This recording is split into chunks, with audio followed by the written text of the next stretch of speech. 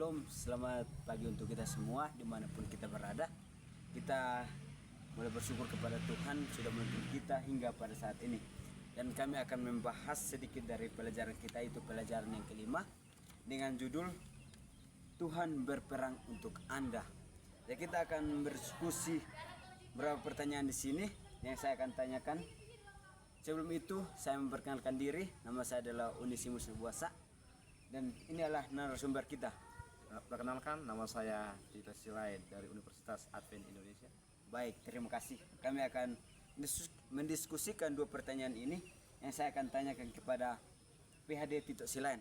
Yang pertama yang saya ingin tanyakan adalah pikiran tentang sifat dasar dari kehendak bebas. Menurut Anda, mengapa Allah menghormati kebebasan untuk memilih?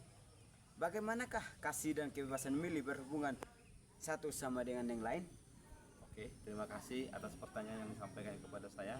Untuk menjawab pertanyaan itu, saya ambil ada 4 poin. Yang pertama, Allah menciptakan manusia dengan kasih bukan dengan paksaan. Ulangan 6 ayat 5, mengasihi Allah dengan segenap hati. Jadi kita di sini diajarkan bagaimana kita mengasihi Allah dengan segenap hati. Yang kedua adalah agar manusia memiliki moral dan tanggung jawab. Tuhan memberikan kita akal dan budi agar kita memiliki moral dan tanggung jawab di dalam kehidupan kita sehari-hari. Dan poin yang ketiga adalah supaya iman dan ketaatan manusia punya nilai.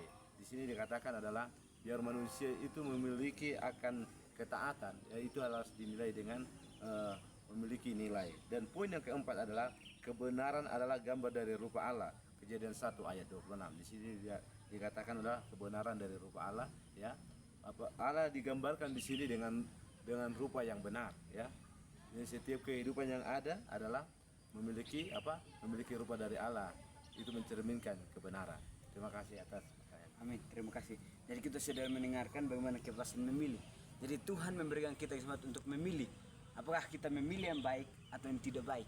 Jadi sudah dijelaskan bahwa Tuhan memberikan kita kebebasan. Tuhan tidak memaksa kita untuk mengikuti akan Dia, tapi Dia memberikan kita kesempatan untuk memilih apakah kita memilih untuk mengikuti Tuhan atau tidak. Selanjutnya di pertanyaan yang kedua, Perjanjian Lama memuat banyak kisah perang konflik, tetapi pada akhirnya Perjanjian Lama menubuatkan datangnya damai. Peran apakah yang harus dimainkan oleh orang Kristen dalam membangun perdamaian di lingkungan mereka? Oke, terima kasih kepada PhD Onesimus Nubuasa. Bagaimana katanya peran yang harus kita lakukan.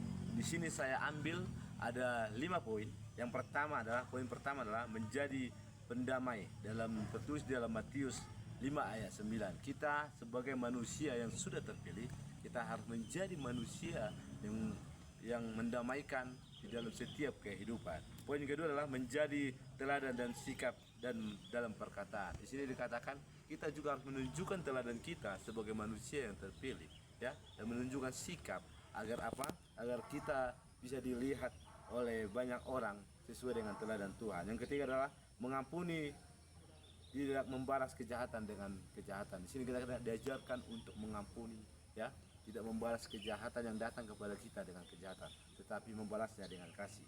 Yang keempat adalah menjadi jembatan antara sesama. Biarlah kiranya kita dalam hidup kita melakukan, ya, jembatan kasih yang dilakukan Tuhan semasa di dunia ini. Kita juga harus melakukan itu kepada sesama kita. Dan poin yang kelima adalah aktif dalam tindakan nyata. Saudara yang terkasih dimanapun Anda berada saat ini, tindakan nyata adalah hal yang sangat harus kita tunjukkan dalam kehidupan kita, agar apa yang kita lakukan itulah yang kelihatan sesuai dengan gambar Allah. Terima kasih atas pelajaran ini. Terima kasih untuk jawabannya. Jadi kalau kita harus melakukan perdamaian itu, satu sebenarnya kita jangan membalas kejahatan dengan kejahatan, tapi balaslah kejahatan dengan kebaikan. Jadi pelajaran kita ini sangat menarik.